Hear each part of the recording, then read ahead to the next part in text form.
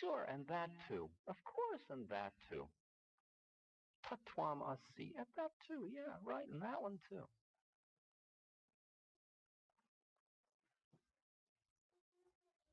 Like you could decide what was going to be your issue. Is your issue going to be pollution, ecology, medicine and health, and vitamins?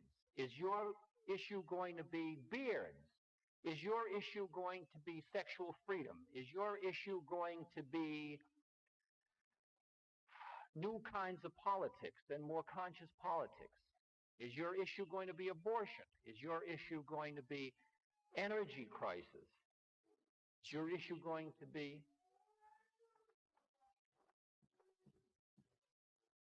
But the issue of consciousness isn't exactly the same as those other issues. Because the issue of consciousness doesn't preclude anything else that I can figure out. I mean, Allen Ginsberg works on his consciousness, but he's still a poet. Jerry Rubin works on his consciousness, and he's still a political radical, sort of. Jerry Brown works on his consciousness, and he's a governor.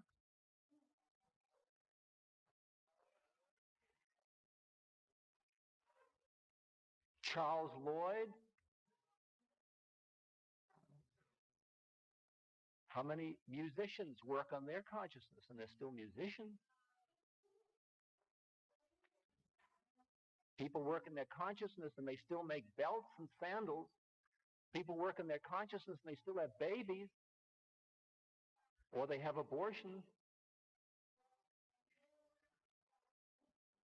or they protest against pollution, or they drive cars that pollute.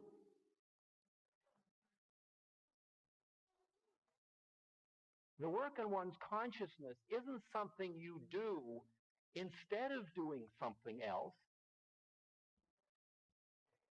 You do everything you do, but you do it as a way of becoming more conscious. That's the difference in the game. I mean, I'm a lousy model in a way because I'm a professional consciousness person. Okay. I mean, this is the way I earn my living. Rapping on consciousness. But how many of those do you need? Yeah. Not a coming profession. Maybe, but...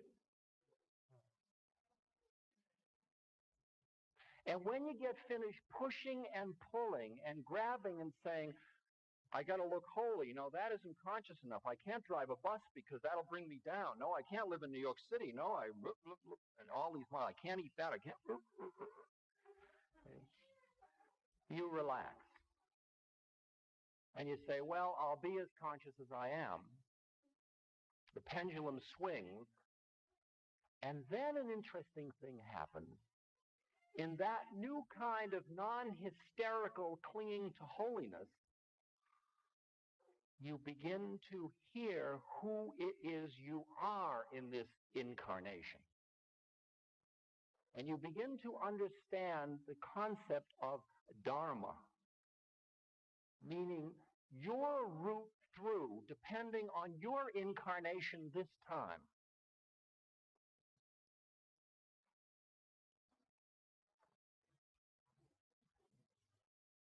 I mean, I am bald, and it is of no use for me to read the lives of saints who have hair all over their head. Because I don't, nor will I. I might as well figure out how to be a bald saint.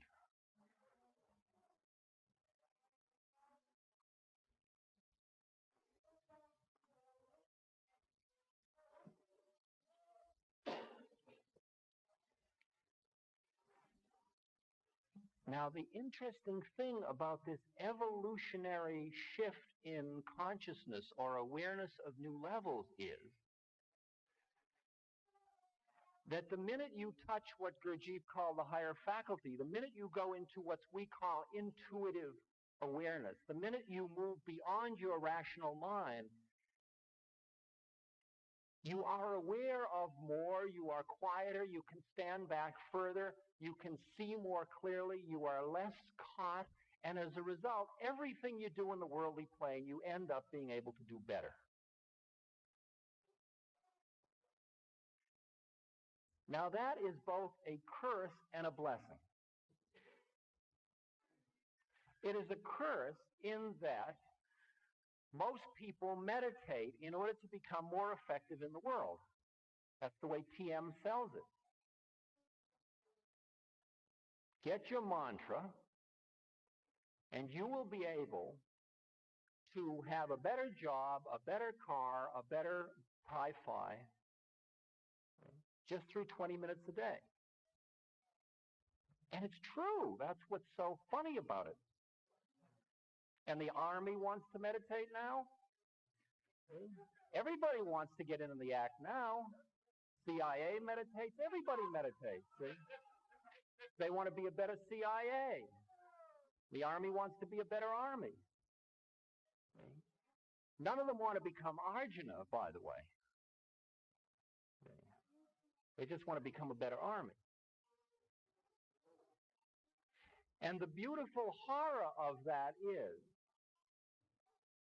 that meditation was a vehicle, and that all methods of altering consciousness are a vehicle for allowing you not only to do better on this plane, but to start to realize your own divinity, your own existence on other planes, to start to contact higher consciousness, not Mars, higher consciousness. To start to know God, to put it simply. To even go beyond the concept of God. Go into God where God isn't, where the concept of God isn't. Because when you merge into God, you're in nirvana. Or nibbana, you're a Southern Buddhist.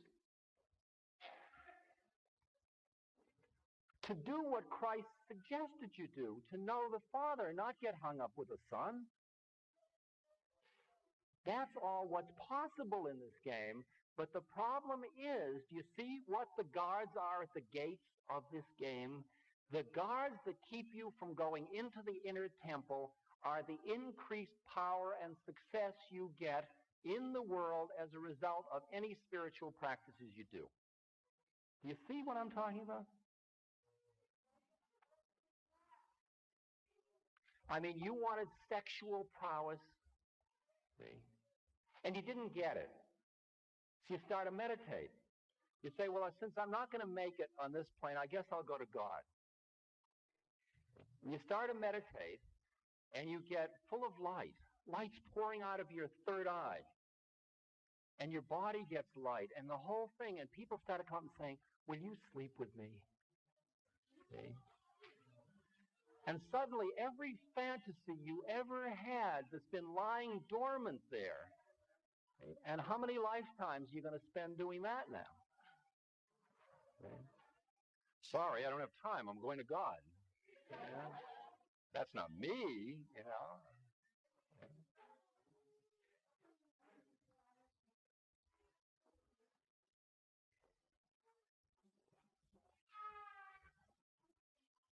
Those are the lions that protect the gates of the inner temple. And they're known as, in Hinduism, in Sanskrit, as the siddhis, or the powers.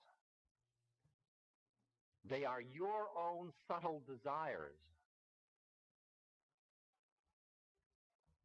Because if you don't want anything, nothing bothers you along the way.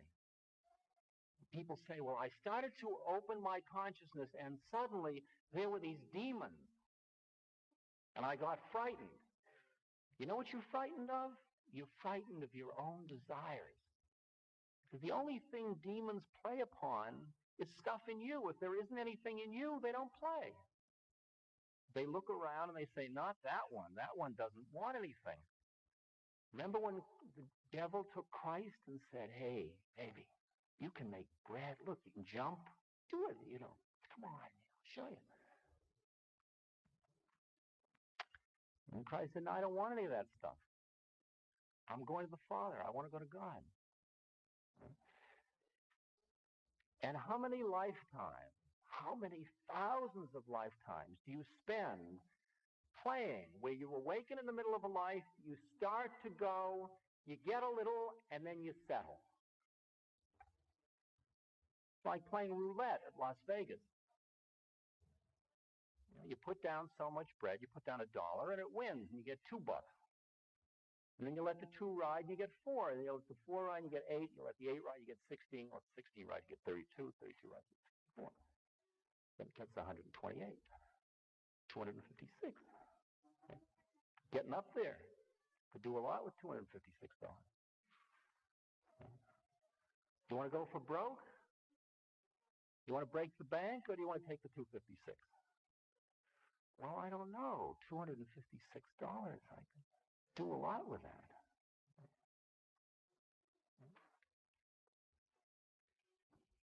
I mean, I'll tell you that in the past year, my life has been such intense struggle and training. My training starts every morning at 6 and goes until roughly 1:45 the next morning, and that's every day.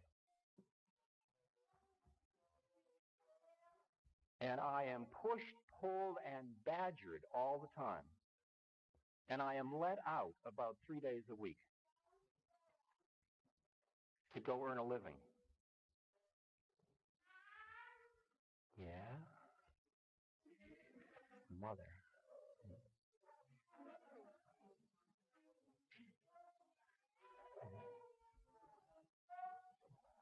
Why would I do that? I mean, I already can play Ramdas for the next 30 years. It's a payable game. I mean, I wrote Be Here Now, supposedly. I can write more books, and that book was by the author of Be Here Now. I can just keep playing it for 30 years. If I want to take the 256,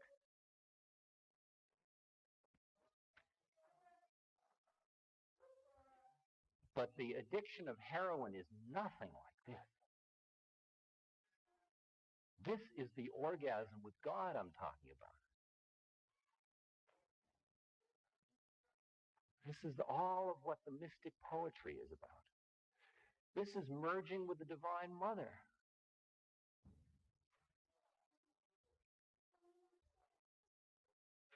And yet the rules of the game are very simple and very fierce.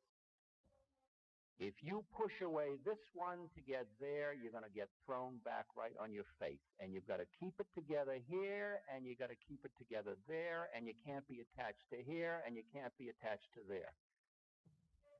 Sometimes I go into states where my breath gets very thin, and I start to go into very high energy spaces, and I am floating up through golden plains where there's Zeus and there's Shiva, and up into white plains and up into beyond and purple plains, and I'm going into these awesome beings, and my whole body is an ocean of bliss.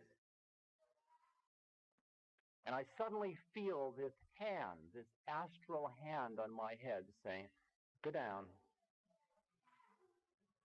And I am brutally brought right down to this plane. And then the person on this plane says, time to leave. Go ahead, quick. And I got to find my body. This is my foot. And I got to get it to move and get out the door. And I got to get into my car. And because of the way my car was working, I had checked the oil before I could drive away. And there I am, somebody who was just practically with God, and I'm checking the oil. Right? Because if I don't check the oil, I won't have a car. And if I don't have a car, I'll have to spend all my consciousness getting a car. You got to keep it together. It's a ruthless game. It's not easy, by the way. It's ruthless. You keep it together here and there. To get too busy with the oil in your car, to forget to look up, well, there's another birth shot to hell. Shot to earth. Not bad. I mean, I don't mean to imply earth is hell. It's a sea of suffering, but it's beautiful. It's ecstasy. It's God made manifest in form.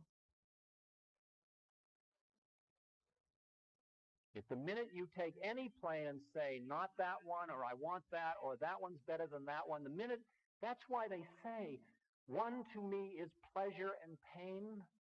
Imagine somebody being able to say a thing like that. What a far-out thing.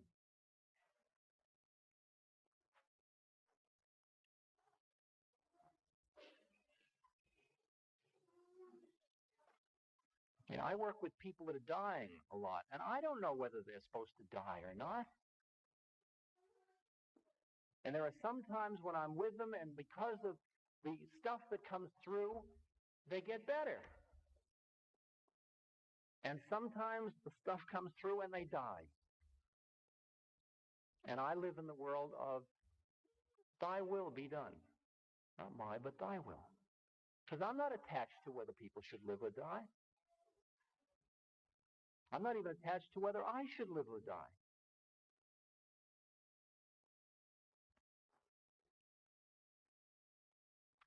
That brings us to the term the Tao. The Tao, the Tao Te Ching, Tao, T-A-O, Tao. The way of it all, the harmony of it all. Learning to live your life in harmony on every plane. Live your life as a God being. Live your life as an earth being. Live your life as a biochemical being. Live your life as a psychological being. Live your life as a social being. Live your life as pure spirit. Live your life as a soul. All of it. Not clinging to this or that. And the reason you use all the practices of meditation, chanting, hatha yoga, and so on, is to loosen your hold on this plane, the physical, psychological plane, so that you can know of the other planes. Once you have known and tasted of them, it's not that those planes are better than this one. They're just different. And ultimately, you live with neither this nor that. You live in this plane and that plane, this plane and that plane. It is true that in some of these other planes, there is far more bliss than there is in this plane. There's far more ecstasy than there is in this plane. There's also far more horror than there is in this plane. Can you imagine being conscious with your third eye open so that you can look around on this physical plane and see all of the suffering in the universe all at once? Can you imagine how unbearable that is?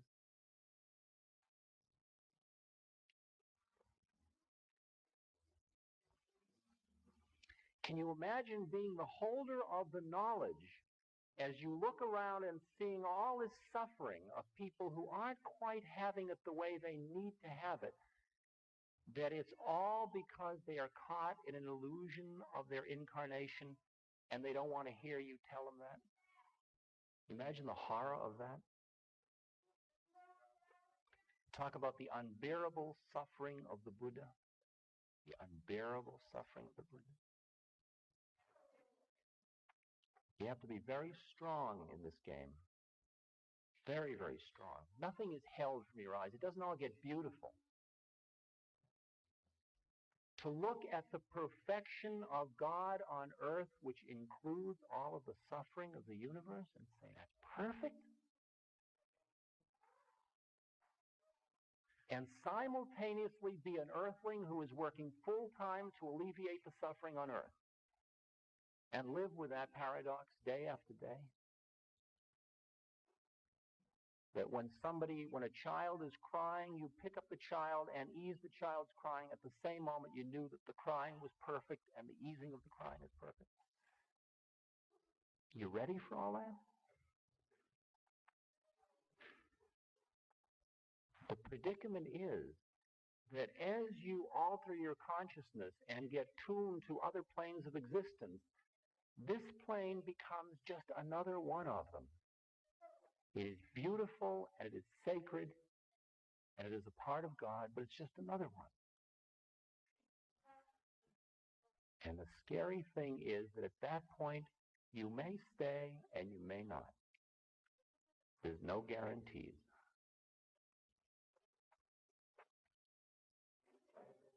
And that's why the fear is real people face, the fear of God. Because your ego is very frightened. But to know, to be, Spirit made manifest,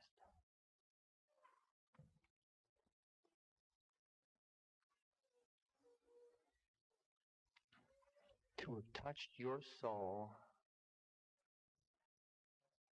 to realize your soul is part of God, to have gone up to that ocean that is beyond form, to have gotten strong enough to contain the energy of the mother, all the force that lies behind the forms of the universe, the pure Shakti, the pure Pran that lies behind form.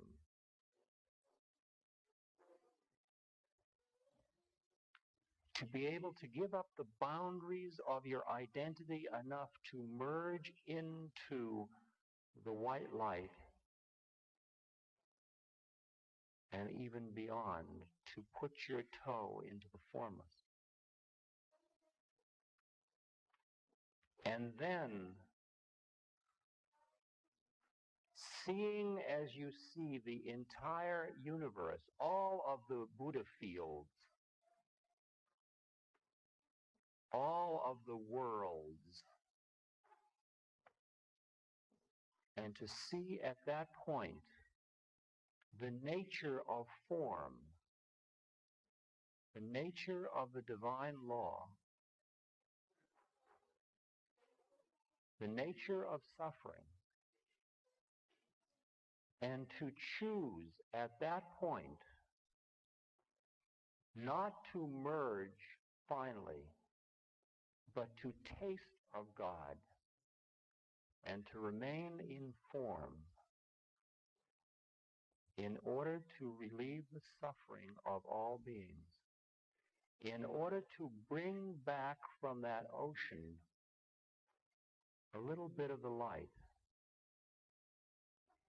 to light the way for others. When Christ said, "Let this cup pass from my hand," he was not asking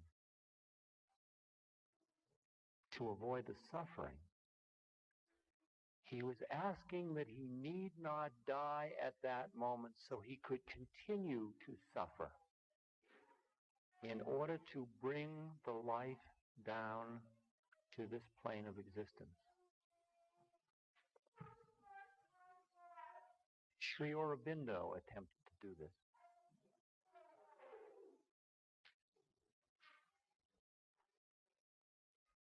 All the beings who have become free of the Earth's atmosphere, free of the psychological and physical domain, free of their own intellect, who have soared into the realms of the gods, all of which I guarantee you are as real as you are, no more and no less.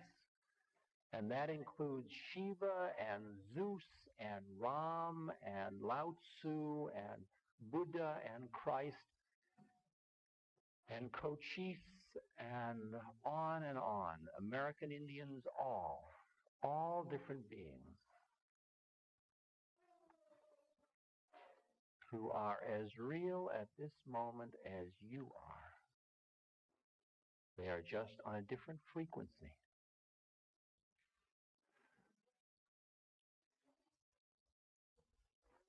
And they have all chosen to stay in form, not necessarily form on the physical plane,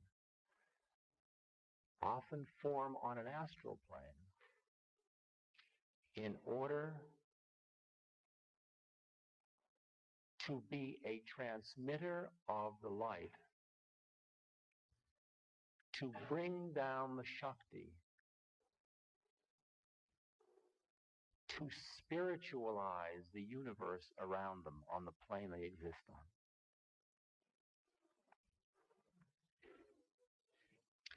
And who is it that they offer that light, that spirit to? To those beings who in the course of their evolutionary journey are ready to look up. Buddha looked around every night through all the Buddha fields to see who was ready for enlightenment. Who was ready? Who was reaching? Who was saying, God, hear me? Who was saying, it's not like I thought it was? Who's meditating saying, Christ, Christ, come now? Who's calling on Hanuman? Who's singing to Shiva? Not as a phony ritual, but with a faith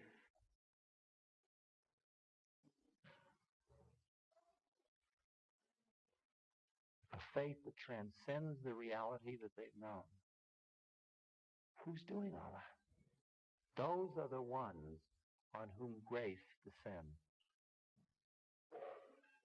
For what is grace? Grace is the touch of those beings who were free to leave and elected not to do so. For they are not here because of their personal karma. They are here as perfect and pure instruments of God. They are the gurus, the saints. They live now or lived on this plane in the past and still live. Christ said, when you call me, I come.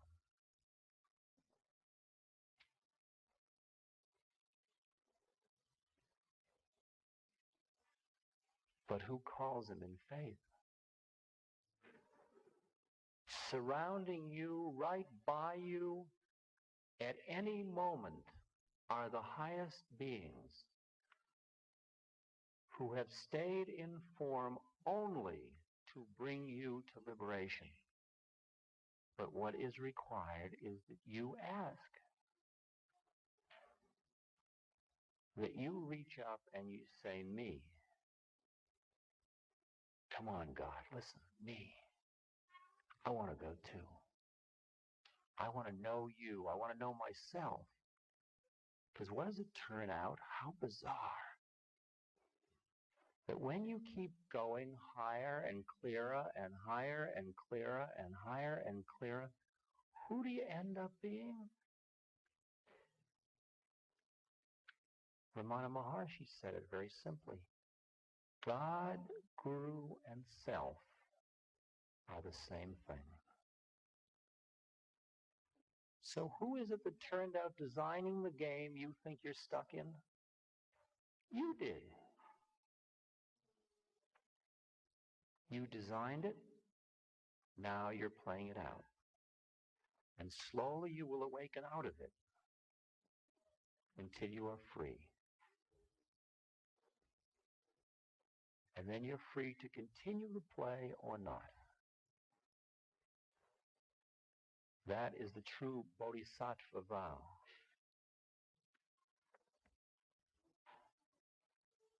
And you stay in form not because you want anything, because everything you want is fulfilled by being with God. For that is the all and everything. It is the total fulfillment. It is the complete going home. It's the Om.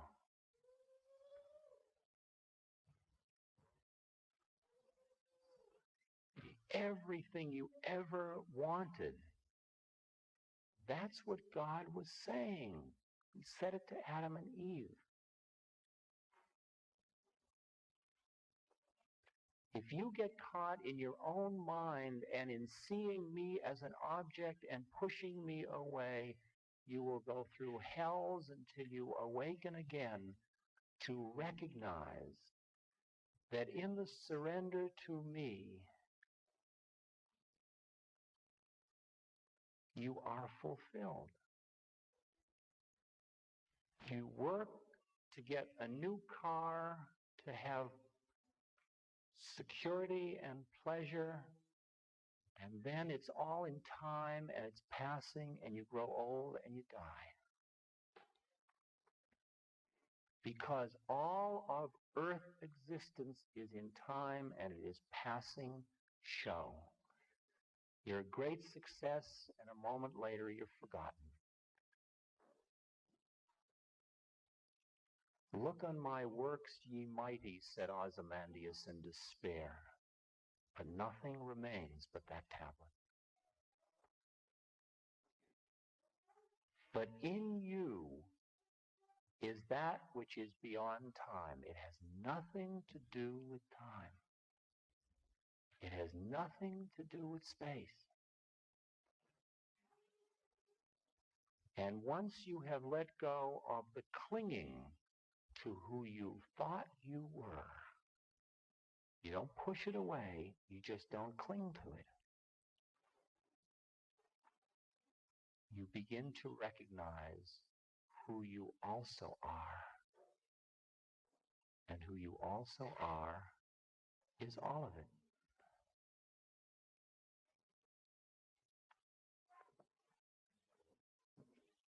The great Saint Ram Tirth said, I am without form, without limit. I am beyond space. I am beyond time. I am in everything. Everything is in me. I am the bliss of the universe. I am Sat Chit Ananda. Absolute existence, absolute knowledge, absolute bliss. Tat Tvam Asi, I am that.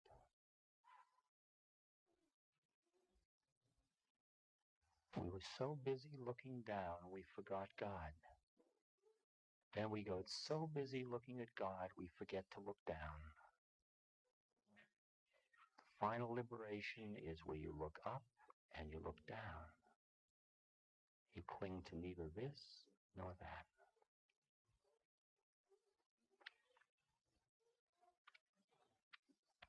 You are here now on every plane at every moment. That is perfection. That is what the being who you are is capable of. You are God, made manifest. Know yourself.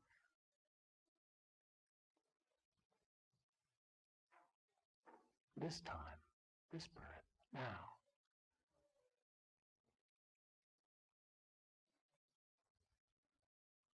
Not as labels, not I am God, but beyond labels.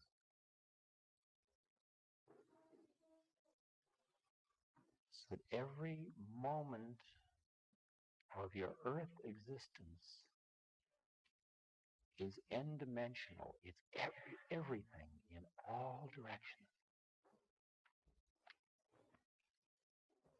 So you listen, but there is no listening. I speak, but there is no speaking. We sit in the silence behind form and play with God. And all the forms are our playthings, including our bodies.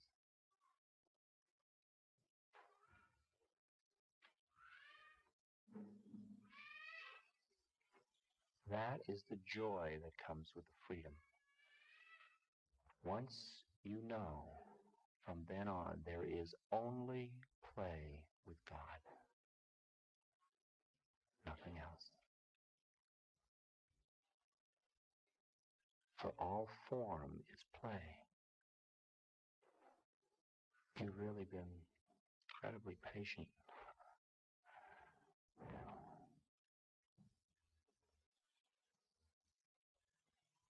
See, here we are. Huh.